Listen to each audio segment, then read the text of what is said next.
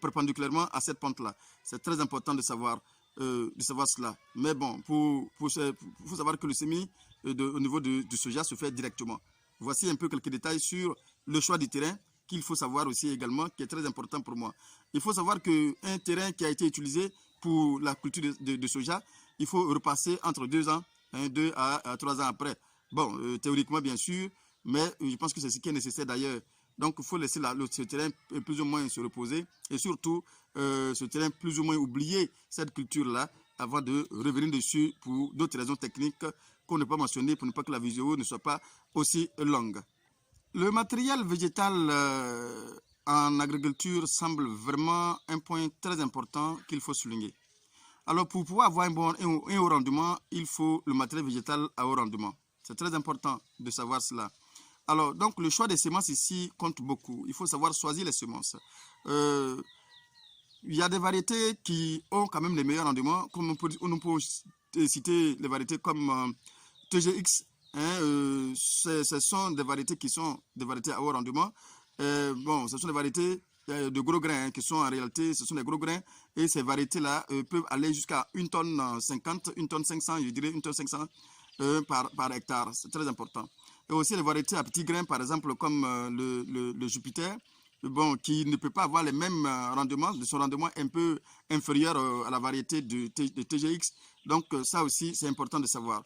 Donc il faut savoir que ces variétés-là, on peut les trouver dans les structures spécialisées. Hein. Je pense qu'il y a des structures de distribution de semences spécialisées qui peuvent vous, dans n'importe quel pays où vous trouvez, je pense que là, dans le pays où on consomme le soja, je pense qu'on peut trouver ces variétés partout. Il y a des variétés à haut rendement que vous pouvez trouver dans ces structures bien spécialisées où vous pouvez trouver facilement ces semences-là. Chez nous en Côte d'Ivoire, par exemple, pour trouver ces variétés à haut rendement, n'importe quelle variété, et j'ai beaucoup de gens qui m'appellent pour dire où on peut trouver ces genres de trucs, ces genres de semences, ou bien ces genres de matériel végétal. Ben, je pense en réalité, les structures spécialisées, ou bien la structure spécialisée qui fait des semences ou bien du matériel végétal de recherche à haut rendement en Côte d'Ivoire ici, c'est la CNRA. Donc le plus souvent, si vous avez des soucis dans ce cadre-là, je pense que vous pouvez vous orienter à une structure, c'est une structure nationale, hein, vous pouvez vous orienter vers là-bas, vers cette structure-là, qui est bien placée aujourd'hui pour vous donner tout ce que vous pouvez avoir, vous pouvez chercher en Côte d'Ivoire ici. Je pense qu'ils sont bien placés pour vous donner ces trucs-là facilement. Voilà, donc pour les variétés à haut rendement, je pense que chaque structure, chaque pays a une structure bien spécialisée. Tu peux fournir ces variétés à haut rendement. C'est très important de prendre les semences certifiées auprès des distributeurs agréés. Je dis bien distributeurs agréés. C'est très important. Si vous prenez ces semences-là au niveau de tout venant, vous allez voir que le résultat aussi, vous allez voir aussi, sera le résultat de tout venant et ne vous plaignez pas du rendement aussi que vous allez avoir aussi également. Donc c'est très important de savoir que il faut les distributeurs agréés, mais pour parler de distributeurs agréés, sans faire de publicité, je ne connais même pas, seulement je me sers d'eux pour avoir mes semences tout simplement. Il y a Calivoire en Côte d'Ivoire aussi qui produit des semences, ou bien qui font venir des semences vraiment à haut rendement. Il y a aussi Sémivoire aussi où j'achète beaucoup souvent aussi mes semences aussi également. Je pense que ces deux structures-là que je connais en Côte d'Ivoire ici, sincèrement, qui me fournissent quelque chose de satisfaisant, que ce soit en termes de produits phytosanitaires aussi également. Calivoire me donne des produits phytosanitaires de grande qualité que j'utilise aussi également pour réussir mes cultures ici en Côte d'Ivoire. Pour ceux qui sont en Côte d'Ivoire, à défaut de me poser des questions, je pense que je réponds en même temps à ces questions-là pour vous dire, voici l'endroit où on peut facilement trouver tout ce dont vous aurez besoin en réalité pour produire, que ce soit en termes chimiques. Bon, ils sont même lancés aussi dans la production de produits biologiques aussi également, je pense bien. Voilà, donc un peu pour vous dire que voici là, on peut trouver ces trucs-là en Côte d'Ivoire. Mais pour ceux qui sont en dehors de la Côte d'Ivoire, honnêtement, je ne saurais vous aider parce que là, je ne connais pas pour les cas de Camerounais, les cas de Togolais, les Béninois et autres Sénégalais. Ça, sincèrement, je ne sais pas où vous pouvez trouver ces genres de produits. Mais peut-être qu'à l'Ivoire, ils sont peut-être un peu partout. En principe, ils doivent pouvoir vous aider. Maintenant, pour ceux qui veulent prendre des semences même, vous pouvez vous-même fabriquer, vous pouvez même avoir vos propres semences, mais ce qu'il faut savoir, il faut éviter un tant soit peu d'utiliser les semences qui ont je dirais plutôt plus de 1 an. Hein, voilà. À partir de plus de 1 an déjà, ça semble difficile parce que vous allez voir que le soja est regorgé en beaucoup d'huile. Il y a quand même le risque de ne pas avoir un bon taux de germination. Hein, c'est très important de savoir cela. Il faut prendre des semences qui ont moins de 1 an pour éviter d'avoir un taux de germination très très faible. Maintenant, avant de semer, vous pouvez faire un petit test. Hein. C'est très important de faire ce test-là. Quand vous-même, vous avez fait votre propre semence, vous pouvez faire un petit test. C'est de prendre un petit bocal quelque part là, ou bien dans votre plantation, sur votre parcelle, vous pouvez tout simplement aménager un petit coin ou comme si vous êtes en train de faire une pépinière de soja, comme on le fait pour les autres cultures maraîchères. Vous aménagez un petit coin tout simplement où vous allez semer au minimum 100 pieds, 100 grains, je dirais tout simplement, pour voir un peu le taux de germination. Si vous voyez que le taux de germination que vous avez sur cette petite parcelle que vous avez effectuée, vous avez aménagé, et attention, lorsque vous allez faire aussi, essayez d'arroser, arroser ça convenablement pour essayer de voir un peu comment ça va se comporter. Si vous voyez que le taux de germination excède ou encore plus 90%, je pense que vous pouvez utiliser ces semences-là pour semer dans votre plantation. Je dis bien, il faut que vous fassiez ce test. C'est très important de faire ce test parce que c'est très difficile de faire, de dépenser de l'énergie pour faire un travail et que vous allez voir que rien n'a poussé. Vraiment, c'est du gâchis et du coup, ça fait que vous allez perdre en temps. C'est très important de faire ce test et ce test va vous permettre de savoir si votre matériel végétal a un pouvoir germinatif élevé, vraiment convenable pour votre culture. C'est très important de faire ce test.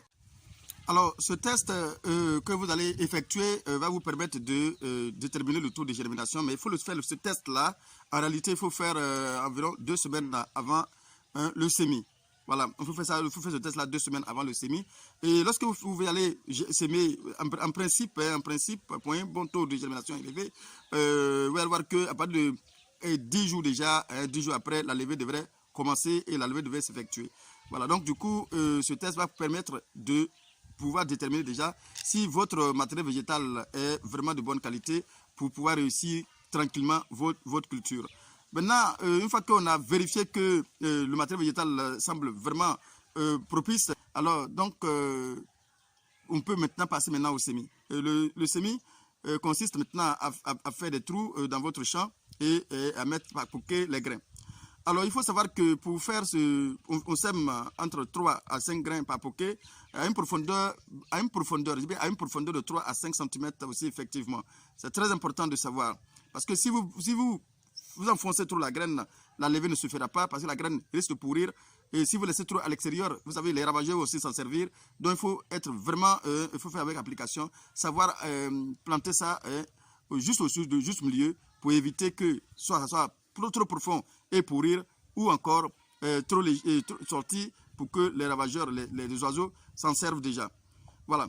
Donc, il faut savoir que si vous faites un labour à plat, vous allez voir que vous allez faire juste un petit piquetage, hein, bon, comme piquetage encore trop dit, mais il faut savoir qu'en travaillant avec des lignes, vous allez voir que le travail semble facile à effectuer et surtout le déplacement dans le champ semble facile et les travaux futurs aussi vont être plus faciles à effectuer. C'est pourquoi il faut laisser un écartement bien défini au niveau de vos parcelles. Donc vous allez faire des lignes, ces lignes que vous allez effectuer, c'est sur les lignes là, vous allez bien évidemment planter, semer votre grain. Et c'est entre les lignes, disons sur les lignes d'abord, vous allez choisir de faire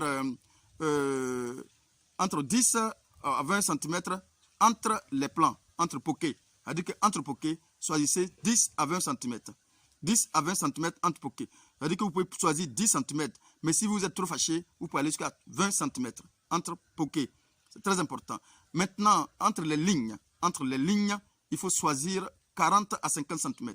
40 à 50 cm semble juste parce que le constat effectué, c'est que avant on essaie de faire des écartements, trop d'écartements, mais le constat effectué est que vous savez, la plante de soja n'a pas besoin d'apport extérieur, trop d'apport extérieur. Donc, puisque la plante même s'auto-fertilise en réalité, alors donc on a jugé que c'était mieux de serrer, de serrer un peu les cultures pour voir un peu leur comportement. Mais il est avéré que lorsqu'on a commencé à serrer, il est avéré que la production a pratiquement doublé est pratiquement doublé parce que la plante n'a pas besoin d'être trop aérée.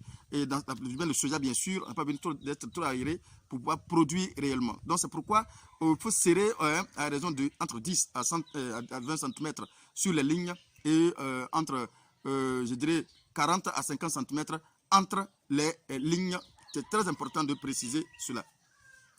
Alors, ça, c'est lorsqu'on est dans le cadre de la bourre à plat.